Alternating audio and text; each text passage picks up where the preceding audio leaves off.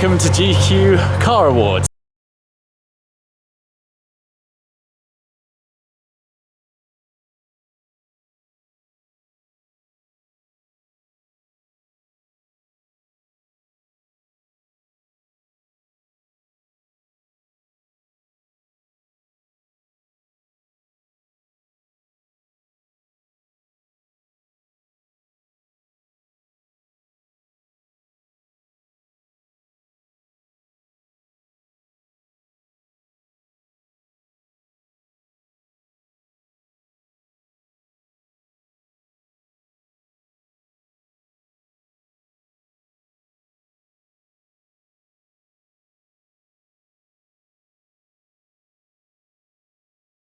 So here we are, the most colossal building I think I've ever been to. Now this is an MOD base, and the hangar I'm currently in right now is where the incredible Hercules airplanes used to reside. News to me is it's recently been bought by Aston Martin, and this is where the new factory for the DBX, their new Aston Martin 4x4, will... Today is very much photo shoot day.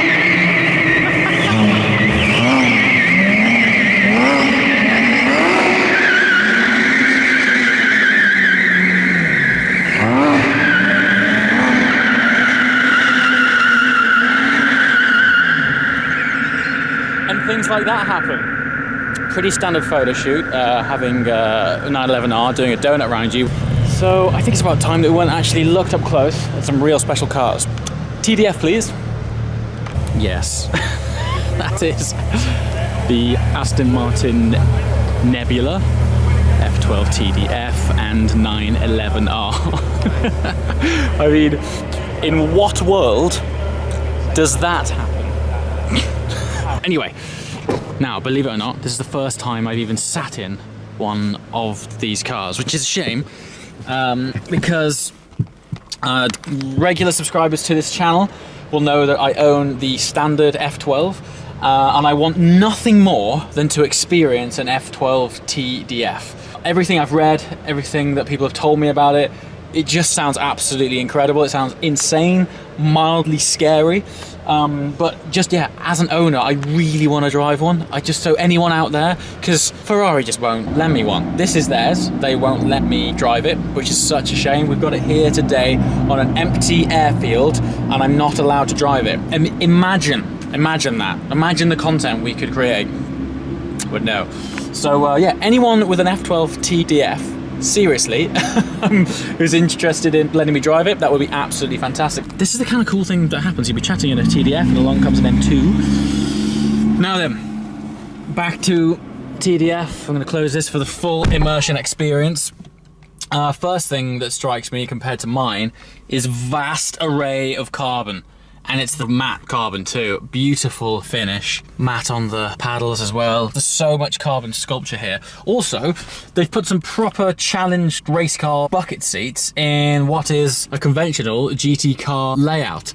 Once again, would love to experience what they're like. I would imagine they hug you beautifully, although these feel like they've been spec'd for the larger gent. But yeah, it's just a beautiful place to sit. Earlier on, you heard it start up.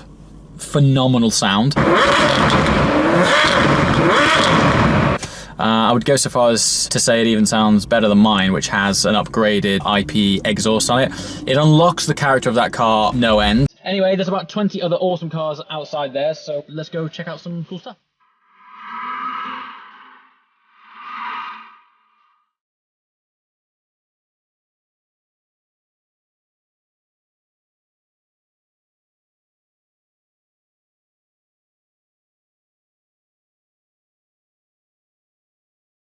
This just gives you an idea of the significance and how special a GQ Car Awards photo shoot is. Now, I was going to save the best to last, but it is parked next to a TDF, and let's face it, you're not going to see a picture like this anytime soon. This is still in concept form. As you can see, that exhaust is not real.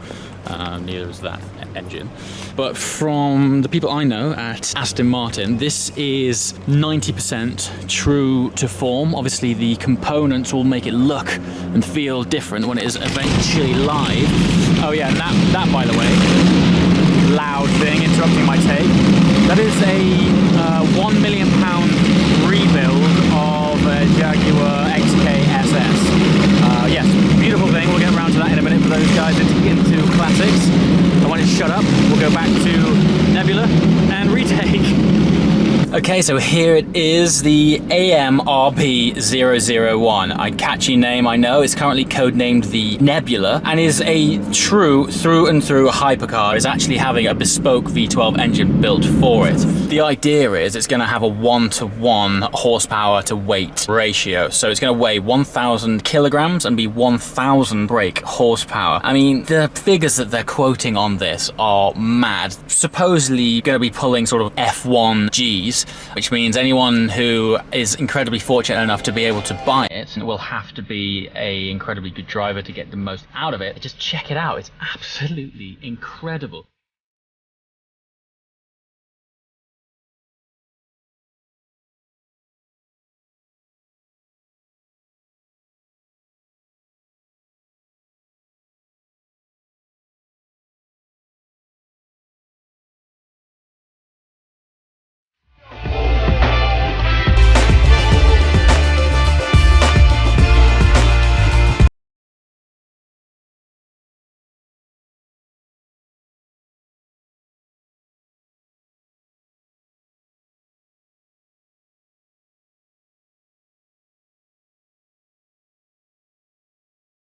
Back to back earlier? In what world does that happen? Pretty special stuff. Anyway, I'm going to now go and check out the only classic car that's here. I don't know much about it, so I'm going to go find someone who does. I am here with Jason Barlow, who's going to tell me a little bit more about the XKSS. But first of all, you're from GQ and you're the... Well, I'm a car columnist on GQ. And have been for a long time. James. Long time, okay. Long time being... Let's not dwell on that too much. Okay, like, okay. You know, all right, cool. many years. Speaking of old, let's talk about this car. Well, let me tell you, I'm not as old as the XKSS. No. In some ways, actually, you could argue that this is the original supercar. Okay, wow. So the XKSS was Steve McQueen's, and you've probably heard of him. Yes. Of course you have. One of the great icons of all time, star screen and stage. The XKSS was his favourite road car. He had various Ferraris, but there's a very iconic image of him sitting in an XKSS. This car it originates to 1957, but it's an interesting story. There was a massive fire at the Browns Lane factory in '57, I think. February '57, March. Right. Anyway, I think 16 cars were destroyed. I may have the number slightly wrong. Okay. A batch of gorgeous XKSs. They went up in flames. Wow. Okay. What's happened recently, I think, is a lot of people. I mean, this would be something that would be worth chatting to you about. You know, people are kind of rejecting kind of contemporary supercars because they're too good, they're too fast, they're not emotional enough, lacking soul. Exactly. Sure. So what's happening is there's the kind of resto mod. Yes. So there's people who kind of buy knackered old things and then fit them out and spruce them up. Yeah. Or you do what Jaguar is doing, which is they take the chassis numbers of those cars that were destroyed in the fire and they effectively reincarnate them. Wow. So if I told you this car is identical down to every pop and rivet to the original late 50s car. Absolutely identical. Christ, so it's a very significant car then. It is. I mean, this is chassis zeros. This is a kind of pilot car. Okay. And then they're going to build. I mean, they're all sold. Okay. And then Aston Martin have announced they're going to build continuation DB4 GT. So how much are the originals now? Apparently, there's one for sale at the moment for $18 million. So around £15 million. Okay, so. You've ordered yours, haven't you? I know the guy who's selling it. So well, I ordered two, one to drive and one to keep. The other thing about this is this is basically a road-going version of the D-Type, which won them all. I did the Mille in the D-Type last year. It was mega. Yeah. What an experience! That must have been unreal. It was. It's hard. Fantastic. It's hard work, but it's it looks. It's the best. Hardcore. You're never so happy to be so exhausted as when you do the Mille. So so the XKSS is a road-going D-Type basically. Fabulous. And I would very much want this car. I want it. Can't drive it. They won't let us drive it though. Won't they? No. Earlier on, when I was doing a take in the TDF, bearing in mind it's all the way over there. You see that tiny little yellow blob over there. I was doing a take inside the car, and it sort of droned over what I was saying. It's that loud. It's a very noisy car. Fabulous. All right. Gorgeous. Thanks for that. Right. Because there's a photo shoot going on, they've turned the lights off. Which means, for filming in here, not great. Which means I'm going to hop in the back of long wheelbase Bentley Mulsanne. It's the poshest tank I have ever seen. Had a quick sit in it earlier. It's sort of like first class meets hotel suite. Honestly, you got to check out the features in this car. Let's just hop in the back of this, because this car is all about being in the back.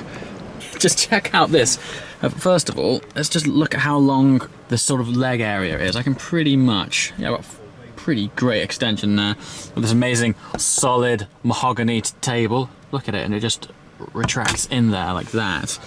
And the whole, this here is a TV that pops up. I'd love to show you how that, is that it?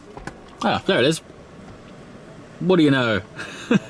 The whole car's got built-in Wi-Fi, so you're always on the internet. Now, I mean, just look at everything, the attention to detail. Now, I believe in here, I mean, look at these beautiful stainless steel tables. Now, this is a pop-up table. Look at that!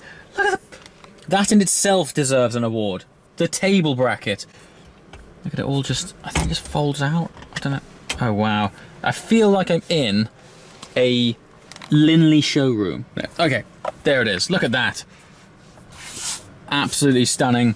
The whole thing just swings around here conveniently, so you can be on your laptop. Speaking of feeling like I'm in a hotel room, check this out. It literally has like a sort of hotel style. I mean, check. What's this? Yeah, there'll be champagne flutes. There you go. Like, yeah. These look like whiskey glasses or something. But I'm aware that, I mean, in terms of attention to detail, the underneath of that glass is the same as the wheels on the car. Wow. I mean, that's pretty. Oh, there's a good weight in that, isn't there? Great weight. Yeah. You need a weighty glass, don't you? You do. You know. And if you look just down there, in there as well, there is actually space, obviously, for 2 champagne bottles. So very much the car to be driven in though. And that is the end of our day. It is getting pretty chilly inside this hangar now. It's really starting to colden up because they've opened both doors, meaning the draft is coming through pretty heavy. So there's only one cure for it really, which is some hot donuts to keep us warm. Until next time.